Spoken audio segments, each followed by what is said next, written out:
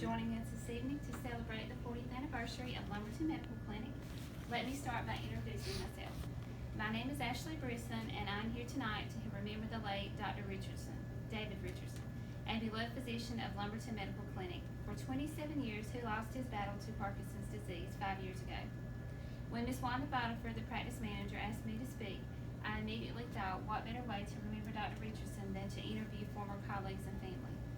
I sat down with his wife, Sylvia Richardson, of 22 years, to reflect back on his life, and needless to say, his accomplishments were well beyond what I originally thought. He was raised in Laurinburg, North Carolina, by his parents, whom were also in the medical field. His dad was a general surgeon at Scotland Memorial Hospital and the first board-certified surgeon in North Carolina during his time.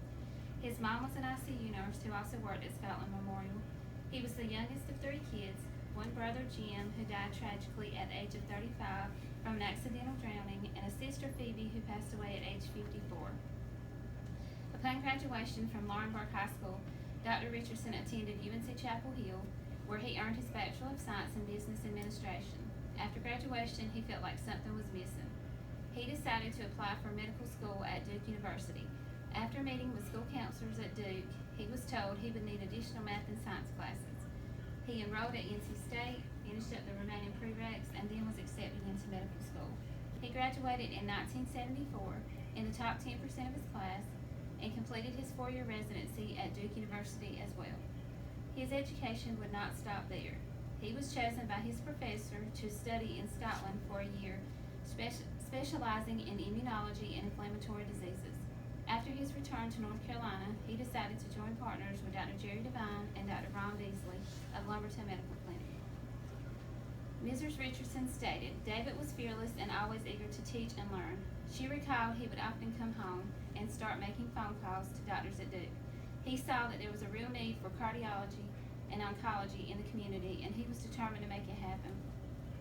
Dr. Devine said, Dr. Richardson called him up one day and said, meet me in the ICU in about 30 minutes. So he said he knew if David wanted him in attendance, he had better be there. He was about to teach him something. He laughed, and sure enough, Dr. Richardson placed the first invasive cardiac monitor, also known as a SWAN scans, at Southeastern Regional Medical Center. Dr. Richardson also partnered with Duke University to establish a cardiology clinic and bring oncology to Lumberton. He was instrumental in the establishment of Gibson Cancer Center. He presented the idea to the board, and they knew if David suggested it, they had better run with it, said Dr. Beasley. Former nurses that worked with him recalled David being the most trusted and respected physician at Southeastern Regional Medical Center. Elizabeth Moore, RN, stated, when he walked into a room, we all felt a sense of ease. We knew he had it from here, and he would figure it out. Prior to his departure from the clinic, he had over 300 patients that drove from all over the East Coast, including North Carolina, South Carolina, and Virginia. At age 59, he was diagnosed with Parkinson's disease, and his disease began to decline rapidly. He went from walking to bedridden within 2 years. I can tell you this much, Sylvia made sure he received the care he deserved up until the day he passed. He lost his battle with Parkinson's disease at age 65, but he left behind a legacy setting the highest standards in medicine in Lumberton. Ms. Richardson stated, she often encounters former patients or co-workers of David's and the first thing they say is, I sure do miss him. Needless to say, I think the community and family still mourn his death. We should all strive to set the bar high like Dr. Richardson did.